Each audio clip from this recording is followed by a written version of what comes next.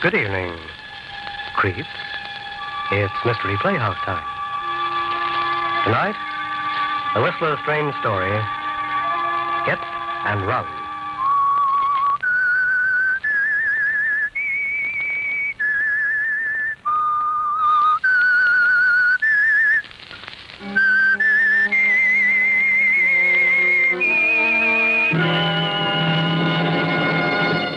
It was a quiet night for San Francisco, almost too quiet. The fog, drifting in from the Pacific, had hung lazily over the city streets at first, then settled down heavily, thicker and thicker, blotting out everything. There was something ominous about it, even to an old San Franciscan like Hillary Gaines. And although he wouldn't admit it even to himself, he was wavering. Mildred's nervousness when he'd stopped by to pick her up made it worse. Here it was, he kept telling himself, the moment they'd both been waiting for, planning for, anticipating for so many months. The moment when she'd make the break with her husband once and for all. Pack her bag and go away with Hillary. Yet something felt wrong somewhere. Maybe it was the fog or the stillness. All right, Hillary. I guess we're ready. I put your bags in back there. Did you leave the note? Yes.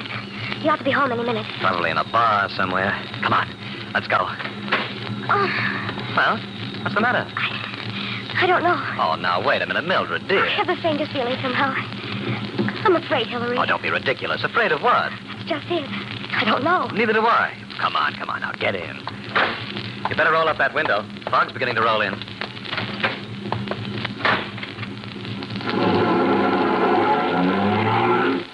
Now, darling, you just had a case of nerves. You're excited. I don't know. I keep feeling something's going to happen. Something has happened. You've left that no-good husband of yours. You played nursemaid for 6 years, and now it's over. Yes, it's over. What a way to end it. Sneaking off like this, leaving a note on the dining room table. Well, what's wrong with that? Well, I might have been more above board. Oh, forget it, Mildred. You don't owe him a thing. No, I guess I don't. Maybe I should have had it out with him. Told him I was leaving and wanted a divorce. Hillary, do you think we're doing the right thing? Oh, for the love of Mike. Mildred, we've had this out a dozen times. I don't want to go over it all again. I'm sorry, dear. I didn't know I was going to feel like this. You're still not sure, huh? No. Okay, if you're not sure you want to go through with it, if you want to go back to that no-good heel, I'll take you back. No, Hillary. I don't want to go Then back. what do you want? Can't we do it some other way? As long as you don't know what you want. You're going back? I'm taking you back. And if there ever is a next time, make sure you know what you want. This blasted fog, I can't see. Slow down, Hillary. What time is it? It's 5:07. What time does George get home? 7 usually. We might make it. Now that you're going back, I'd just as soon he didn't see that note. Oh, good heavens, I forgot all about it. He's probably home by now. I know it. Oh, Hillary, if he... Look out, that man! Oh, you hit him. Here he is, over here. Mildred, it's your husband. Tommy. Oh, Tommy. Shut up. We've got to get him to a hospital. Wait a minute. No, it's too late for that. He's dead. I told you. I told you there's something wrong. It was all my fault, Hillary. It's all my fault. Mildred. Now, shut up. And listen, there's nothing we can do for him now. We've got to get out of here. What? People know about us, Mildred. They'll never believe it was an accident. They'll say we killed him on purpose. Oh, come on. I'm going to take you home.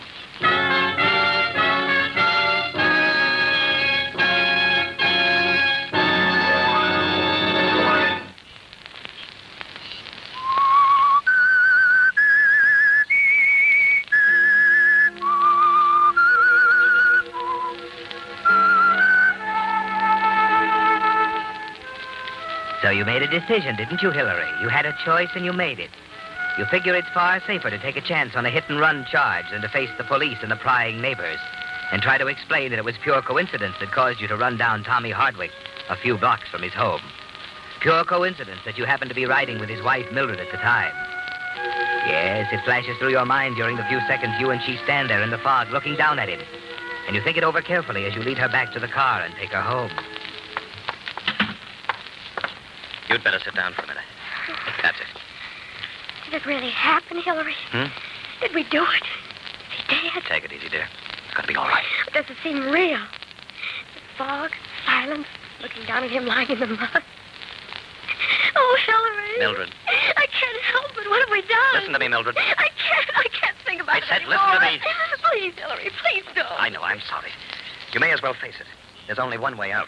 Somebody must have seen it. No one saw us. Now listen, we've got to play it straight. What? Here's what you've got to do.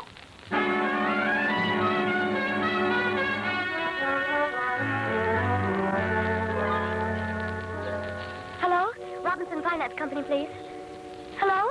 I'd like to speak to Mr. Harbert, please. This is his wife. He's gone? When did he leave?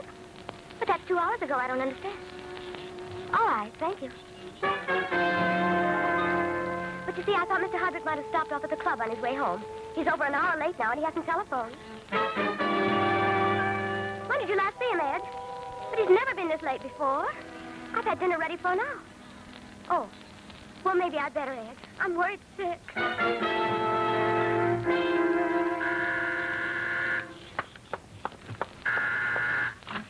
Mrs. Hardwick? Yes? Nolan, police headquarters. Oh, something wrong? Mind if I come in? No, please come in. Thanks. Sit down. Thanks. What is it, Mr. Nolan? I've got a tough job, Mrs. Hardwick. Sometimes I think I ought to be in the haberdashery business or something. Did you come to here and tell me that? No, I came to tell you that... Tommy, isn't it? Yeah. Something's happened to him. Can you take it? Tell me. He was killed tonight by a hit-and-run driver. Killed? Yeah, a man and a woman. What? I'm sorry, Mrs. Hardwick. Believe me, I'm not going to rest until we hook those two and throw the book at them. A man and a woman? Yeah, in a club coupe, we think. Happened about 8 blocks from here. They ran into him in the fog, stopped, got out, looked him over, then got back in the car and drove away. Someone saw them? Yeah, 2 people saw them. A lady in the apartment on the corner heard this crash and saw them out of her window. Couldn't tell much in the fog, but she gave us something to go on anyway. Oh, why didn't she? She was in the shower. And what about the other one? That's what makes us think there's something haywire somewhere. She saw them stop, pull up alongside a parked car. They ran back, checked the body, and then drove off. 10 seconds later, the lights in the parked car go on, and it drives off, too. Oh, Yes, it surprised me. Our prize witness was still sitting in that parked car all the time, and he hasn't showed up yet. But don't worry, Mrs. Hardwick. There isn't much we can do about your husband, but we're sure going to nail that guy and his girlfriend. Yeah, we'll make the inquest business as easy as possible for you. I'll call you tomorrow. thank you, Mr. Nolan. Okay. I know how you feel. If I were you, I'd call up a friend or something. It's a bum time to be alone. Thanks. Good night, Mrs. Hardwick. Good night. Hillary. Hillary! I heard it all. What are we going to do? The street was wet. Probably got tire tracks. Won't work. They know everything. Wait a minute. That woman in the shower, she couldn't have seen much in the fog. But what about Yes, the guy in the parked car. How will we ever find him? Don't worry about that, baby. He's probably going to find us.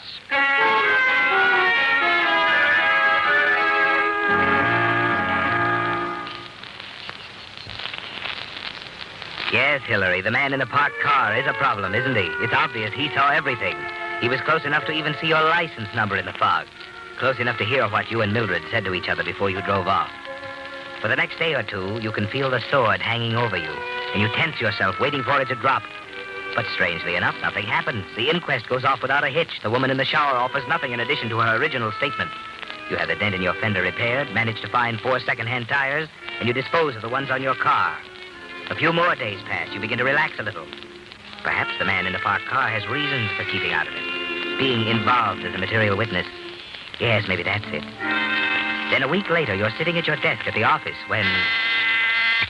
Yes? There's a Mr. Baldwin to see you, Mr. Gaines. Baldwin? I don't know anybody by that name. What does he want? He says it's about insurance. I'll tell him I have plenty of insurance. I did. He says it's extremely important. Confound it, Hey, wait a minute.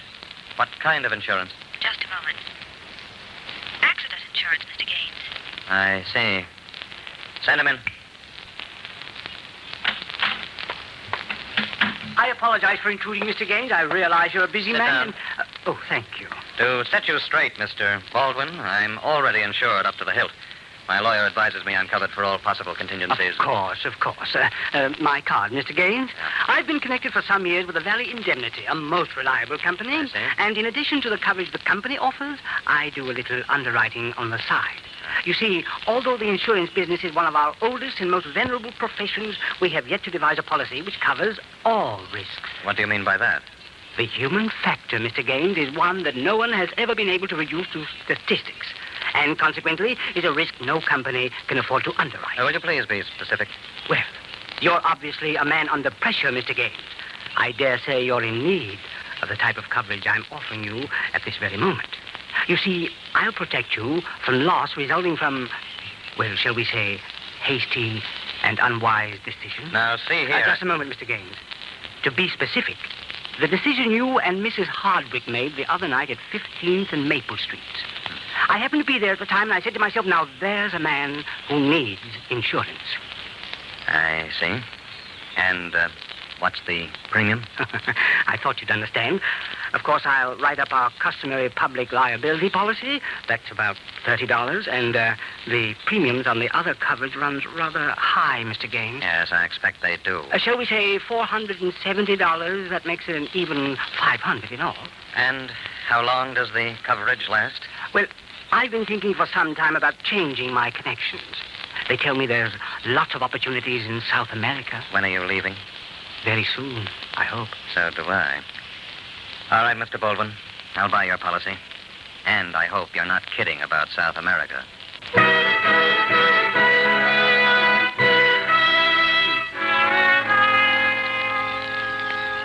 How much do you want this time? $2,000. I won't pay it. You would pay it, however, if you had my assurance that this is the last time? Yes, I expect I would. Very well. You have my word.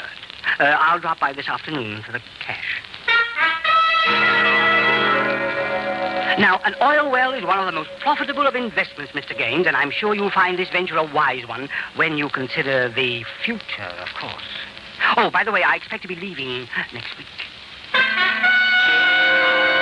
$2,300. Congratulations, Mr. Gaines. You're part owner of an auspicious mine. It's too bad in a way that I've had to postpone my trip to South America until Friday, but so much the better for you.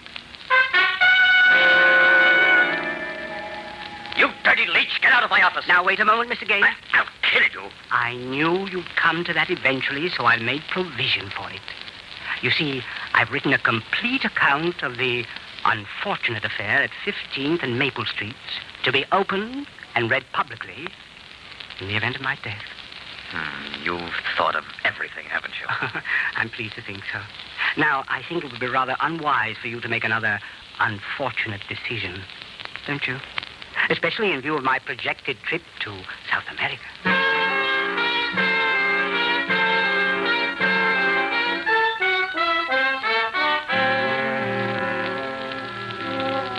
You're helpless, aren't you, Hillary? There's no way out now. You change inwardly as the thing goes on. What was anger and outrage have turned into fear. Mr. Baldwin's periodic visits have made quite a dent in your assets, haven't they, Hillary? The day isn't far off, and there'll be nothing left to pay him. If you could only get your hands on the account he's written, the protection he's provided for himself. Yes, you'd kill him if it weren't for that, wouldn't you, Hillary? Then at last you get a lucky break. I know where it is, Mildred. I found out where it is. What? The account he's written. The thing that's going to be opened if he dies. Where is it? In a bank on Market Street. I saw him today and followed him. In a safe deposit box. I'm sure of it. What good does that do us? He keeps the key on it. I was standing in the crowd when he took it out of his pocket and went in the gate. Hillary, you're not going Never mind, Mildred. Let me make that decision.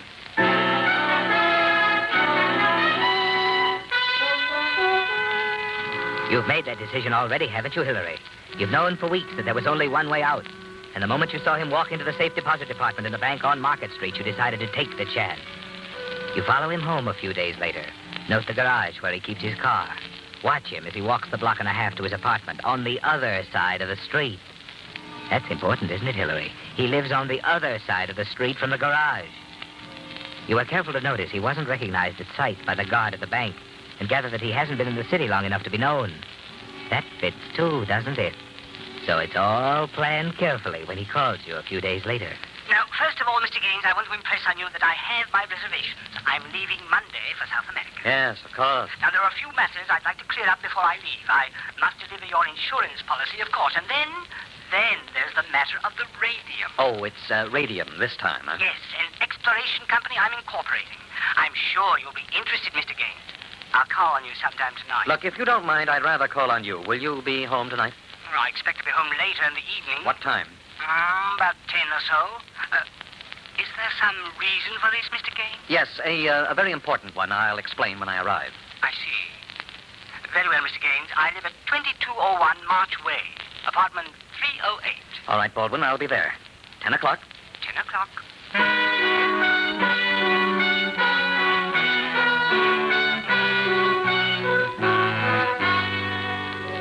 Yes, Hillary, it's all planned, isn't it?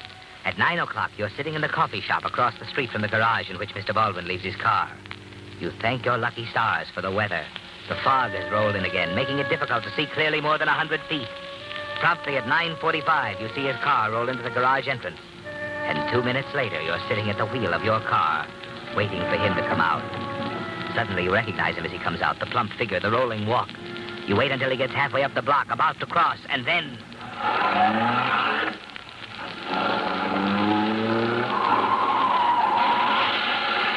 There's your payment, Mr. Baldwin. Yeah, dead all right.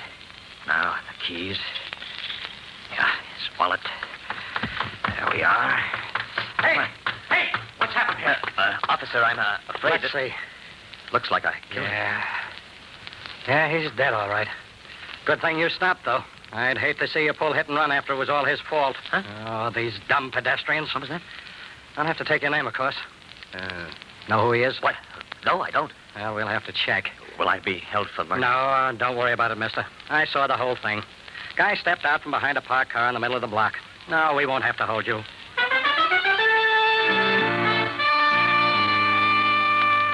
That was unexpected, wasn't it, Hillary?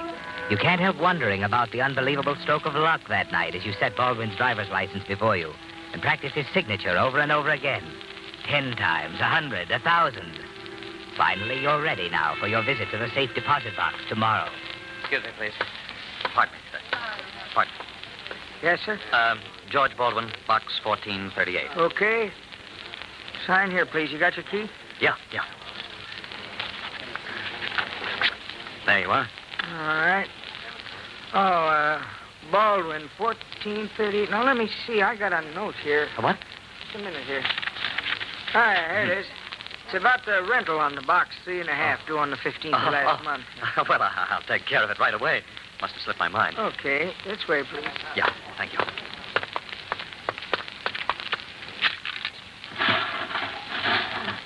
There you are. You can take it in any one of those booths over there. Oh, thanks.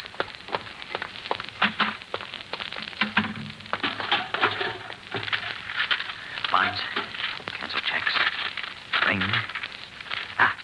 To whom it may concern to be opened in event of my death. Yeah, that's it. This is to certify that on the night of May 10th, I witnessed a hit-and-run accident at the intersection of 15th and Maple Streets in which, thank heaven, I got it. I'm in the clear. They can't touch us now.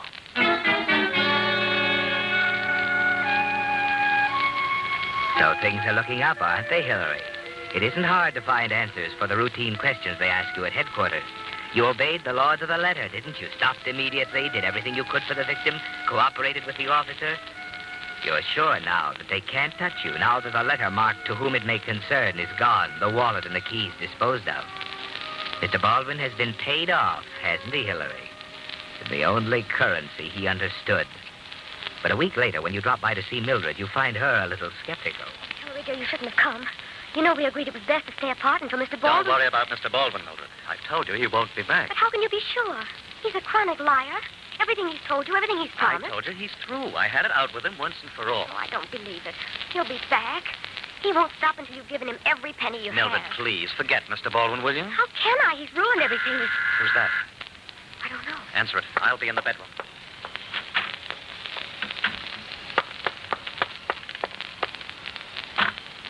Hello, Mrs. Hardwick. Mr. Nolan. I'd like to talk to Mr. Gaines, if you don't mind. But Mr. Gaines... He's here. I saw him come in. Hillary? Tell him to take his time. I got all evening. Hillary? Sit down, Mr. Gaines. I want to talk to you. What's the matter? Just checking further into the death of Mr. Baldwin the other night. What? I thought you'd be surprised, Mrs. Hardwick. Gaines, we found something in Baldwin's pocket that might interest you. Here. That's an insurance policy. The report said you claimed you didn't know him, Gaines. This policy's made out to you. Well, guess I didn't recognize him. Sure. Well, Another funny thing. He puts his car in the public garage, locks it, walks out, gets knocked over a half block away, and his keys are gone. Somebody got to him and took them, huh? Somebody who wanted the key to his safe deposit box. Oh, wait a minute. You have no right to make an We know it was there because there was a notice in his pocket saying payment on the box was overdue. And what's that got to do with me? As a matter of fact, we checked the box, found that according to the timestamp on the bank slip, someone impersonating Baldwin visited the box 16 hours after Baldwin died. Not for money, understand. He left that. He was after something else. Now, if you were in my shoes, Gaines, how would you add up that column of figures? Henry. I can't He was see shaking you down, wasn't he? Well, wasn't he? Okay. You have the right to act dumb if you want to, but you better talk fast to a smart lawyer, Mr. Gaines. Because when you add a motive like blackmail to an accidental death, you get first-degree murder. We know the guy. We've been checking his record during the past few months, and we got a good idea he hit you for the biggest bite of all on the night he was killed. You see, a blackmailer's like a hit-and-run artist. The big bite comes just before he skips. And, there was something else in Baldwin's pocket, Mr. Gaines. A ticket on the next ship to South America.